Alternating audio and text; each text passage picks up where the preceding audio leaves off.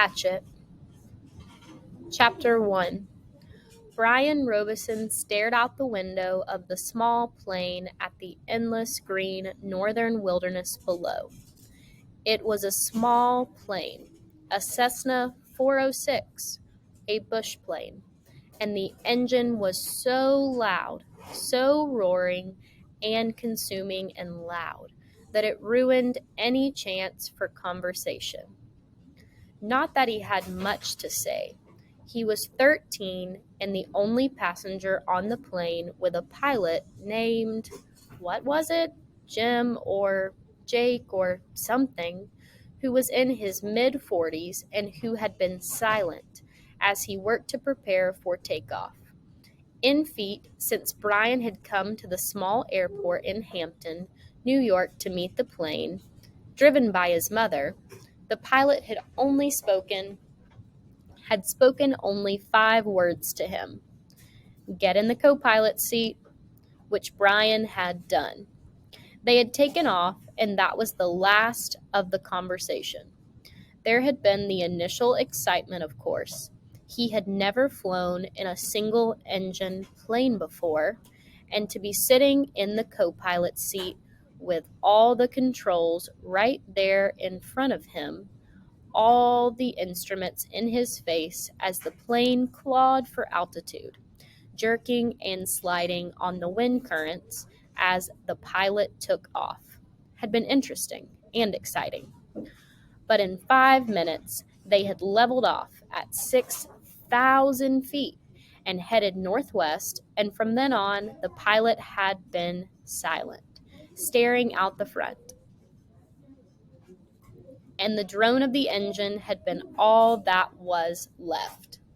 The drone and the sea of green trees that lay before the plane's nose and flowed to the horizon, spread with lakes, swamps, and wandering streams and rivers. Now Brian sat, looking out the window with the roar thundering through his ears, and tried to catalog what had led up to his taking this flight. The thinking started. Always, it started with a single word: divorce. It was an ugly word, he thought, a tearing, ugly word that meant fights and yelling and lawyers. Gosh, he thought, how he hated lawyers, who sat with their comfortable smiles and tried to explain to him in legal terms how all that he had lived in was coming apart, and the breaking and shattering of all the solid things, his home, his life, all the solid things. Divorce, a breaking word, an ugly breaking word. Divorce. Secrets. No, not secrets so much as just the secret. What he knew and had not told anybody. What he knew about his mother that had caused the divorce. What he knew. The secret. Divorce. The secret. Brian felt his eyes beginning to burn and knew there would be tears. He had cried for a time, but that was gone now. He didn't cry now. Instead, his eyes burned and tears came, the seeping tears that burned, but he didn't cry. He wiped his eyes with a finger and looked at the pilot out of the corner of his eye to make sure he hadn't noticed the burning tears. The pilot sat large, his hands lightly on the wheel, feet on the rudder pedals. He seemed more a machine than a man, an extension of the plane. On the dashboard in front of him, Brian saw dials, switches, meters, knobs, levers, cranks, lights, handles that were wiggling and flickering, all indicating nothing that he understood, and the pilot seemed the same way. Part of the plane, not human. When he saw Brian look at him, the pilot seemed to open up a bit, and he smiled. Ever fly in the co-pilot seat before? He leaned over and lifted the headset off his right ear and put it on his temple, yelling to come over, to overcome the sound of the engine. Brian shook his head. He had never been in any kind of plane. Never seen the cockpit of a plane, except in films or on television. It was loud and confusing. First time. It's not as complicated as it looks. Good plane like this almost flies itself. The pilot shrugged. Makes my job easy. He took Brian's left arm. Here, put your hands on the controls, your feet on the rudder pedals, and I'll show you what I mean. Brian shook his head. I'd better not. Sure, try it. Brian reached out and took the wheel in a grip so tight his knuckles were white. He pushed his feet down on the pedals. The plane slewed suddenly to the right. Not so hard. Take her light, take her light. Brian eased off, relaxing his grip. The burning in his eyes was forgotten momentarily as the vibration of the plane came through the wheel and the pedals. It seemed almost alive. See? The pilot let go of his wheel, raised his hands in the air, and took his feet off the pedals to show Brian he was actually flying the plane alone. Simple. Now turn the wheel a little to the right and push on the right rudder pedal, a small amount. Brian turned the wheel slightly and the plane immediately banked to the right. And when he pressed on the right rudder pedal, the nose slid across the horizon to the right. He left off on the pressure and straightened the wheel, and the plane righted itself. Now you can turn. Bring her back to the left a little. Brian turned the wheel left, pushed on the left pedal, and the plane came back around. It's easy, he smiled. At least this part. The pilot nodded. All of the flying is easy. Just takes learning. Like everything else. Like everything else. He took the controls back, then reached up and rubbed his left shoulder. Aches and pains. Must be getting old. Brian let go of the controls and moved his feet away from the pedals as the pilot put his hands on the wheel. Thank you.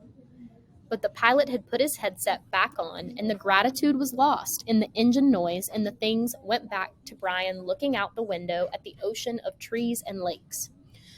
The burning eyes did not come back, but the memories did, came flooding in. The words, always the words. Divorce. The secret. Fights. Split. The big split. Brian's father did not understand as Brian did, knew only that Brian's mother wanted to break the marriage apart. The split had come, and then the divorce, all so fast, and the court had left him with his mother, except for the summers and what the judge called visitation rights. So formal. Brian hated judges, as he hated lawyers. Judges that leaned over the bench and asked Brian if he understood where he was to live and why. Judges who did not know what had really happened. Judges with the caring look that meant nothing as lawyers said legal phrases that meant nothing. In the summer, Brian would live with his father. In the school year, with his mother. That's what the judge said after looking at papers on his desk and listening to the lawyers talk. Words. Now the plane lurched slightly to the right, and Brian looked at the pilot.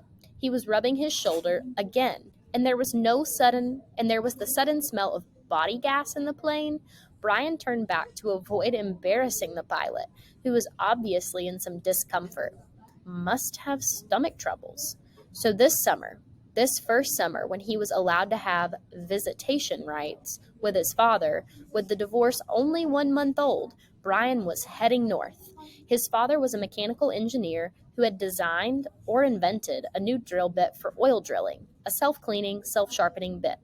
He was working in the oil fields of Canada, up on the tree line where the tundra started and the forests ended. Brian was riding up from New York with some drilling equipment. It was lashed down in the rear of the plane next to a fabric bag the pilot had called a survival pack, which had emergency supplies in case they had to make an emergency landing. That had to be specially made in the city, riding in a bush plane with the pilot named Jim or Jake or something, who had turned out to be an all right guy, letting him fly and all. Except for the smell. Now there was a constant odor, and Brian took another look at the pilot, found him rubbing the shoulder and down the arm now, down the left arm, letting go more gas and wincing. Probably something he ate, Brian thought. His mother had driven him from the city to meet the plane at Hampton, where it came to pick up the drilling equipment. A drive in silence, a long drive in silence. 2.5 hours of sitting in the car, staring out the window, just as he was now staring out the window of the plane. Once after an hour, when they were out of the city, she turned to him. Look, can't we talk this over? Can't we talk this out? Can't you tell me what's bothering you? And there were the words again. Divorce, split, the secret. How could he tell her what he knew? So he had remained silent, shook his head, and continued to stare unseeing at the countryside, and his mother had gone back to driving, only to speak to him one more time when they were close to Hampton. She reached over the backpack of his seat and brought up a paper sack. I got something for you for the trip. Brian took the sack and opened the top. Inside there was a hatchet, the kind with a steel handle and a rubber hand grip. The head was in a stout leather case that had a brass riveted belt loop. It goes on your belt. His mother spoke now without looking at him.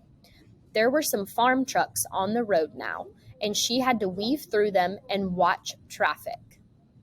The man at the store said you could use it, in the woods with your father. Dad, he thought. Not my father. My dad. Thanks, it's really nice. But the words sounded hollow, even to Brian. Try it on. See how it looks on your belt. And he normally would have said no. Would normally have said no, that it looked too hokey to have a hatchet on your belt. Those were the normal things he would say. But her voice was thin, had a sound like something thin that would break if you touched it. And he felt bad for not speaking to her. Knowing what he knew, even with the anger, the hot white hate of his anger at her, he still felt bad for not speaking to her. And so, to humor her, he loosened his belt and pulled the right side out and put the hatchet on and rethreaded the belt. Scooch around so I can see. He moved around in the seat, feeling only slightly ridiculous. She nodded, just like a scout, my little scout. And there was the tenderness in her voice that she had when he was small. The tenderness that she had when he was small and sick with a cold, and she put her hand on his forehead, and the burning came into his eyes again, and he turned away from her and looked out the window. Forgotten the hatchet on his belt, and so arrived at the plane with the hatchet still on his belt. Because it was a bush flight from a small airport, there had been no security, and the plane had been waiting, with the engine running when he arrived, and he had grabbed his suitcase and pack bag and run for the plane without stopping to remove the hatchet. So it was still on his belt. At first he had been embarrassed, but the pilot had said nothing about it, and Brian forgot it as they took off and began flying. More smell now. Bad. Brian turned again to glance at the pilot, who had both hands on his stomach and was grimacing in pain, reaching for the left shoulder again as Brian watched. Don't know, kid. The pilot's words were a hiss, barely audible. Bad aches here. Bad aches. Thought it was something I ate, but... He stopped as a fresh spasm of pain hit him. Even Brian could see how bad it was. The pain drove the pilot back into the seat and back and down. I've never had anything like this. The pilot reached for the switch on his mic cord, his hand coming up in a small arc from his stomach, and he flipped the switch and said, This is flight 46. And now a jolt took him like a hammer blow, so forcefully that he seemed to crush back into the seat. And Brian reached for him. Could not understand at first what it was, could not know. And then knew. Brian knew.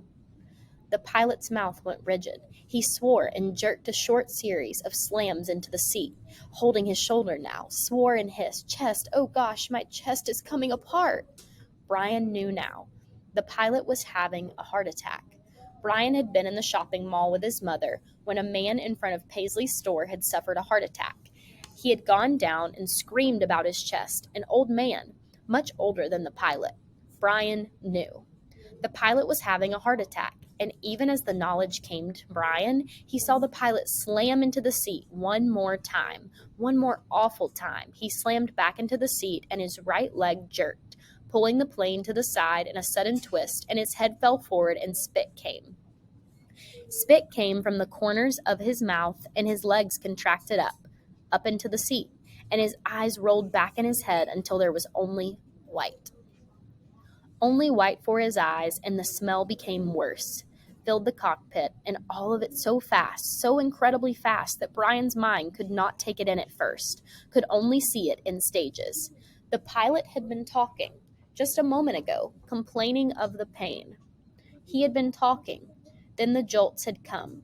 The jolts that took the pilot back had come. And now Brian sat, and there was a strange feeling of silence in the thrumming roar of the engine, a strange feeling of silence in being alone. Brian was stopped. He was stopped. Inside, he was stopped. He could not think past what he saw, what he felt. All was stopped. The very core of him, the very center of Brian Robeson, was stopped and stricken with a white flash of horror, a terror so intense that his breathing, his thinking, and nearly his heart had stopped. Stopped. Seconds passed, seconds that became all of his life, and he began to know what he was seeing, began to understand what he saw, and that was worse, so much worse that he wanted to make his mind freeze again. He was sitting in a bush plane, roaring 7,000 feet above the northern wilderness, with a pilot who had suffered a massive heart attack and who was either dead or in something close to a coma. He was alone, in the roaring plane with no pilot. He was alone, alone.